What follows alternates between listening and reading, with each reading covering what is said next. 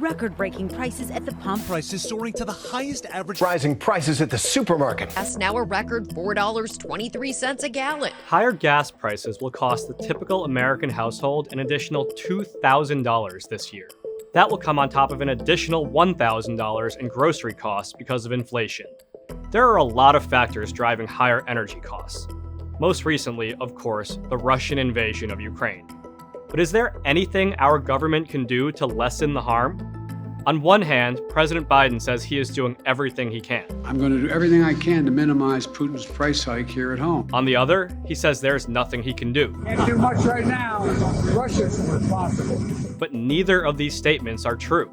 On the campaign trail, he spoke frequently about guaranteeing the elimination of fossil fuels. We're going to end fossil fuel, and I am not going to cooperate. No more drilling on federal lands. No more drilling, including offshore. No ability for the oil industry to continue to drill, period.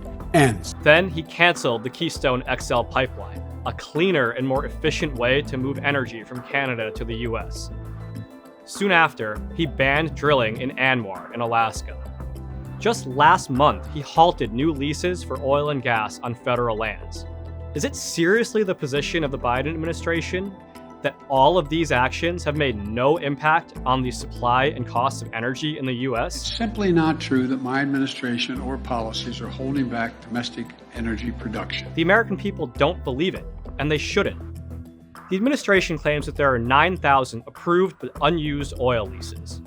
But leases aren't permits. Permits can take months to secure because of all the local, state, and federal agencies involved. And despite what many might believe, 80% of American oil and gas companies are tiny. I mean fewer than 10 employees. Small businesses are the least able to deal with these higher costs and regulations. But instead of lifting his self-imposed sanctions on American energy, he's asking Venezuela, Iran, and Saudi Arabia to increase their energy production to make up for it. The Biden administration is dodging accountability for decisions that have made a bad situation worse. They could reverse their decisions on the Keystone Pipeline, on ANWR, and on federal lands tomorrow.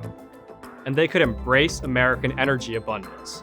They should do so immediately for the well-being of struggling American families and for our economic and national security.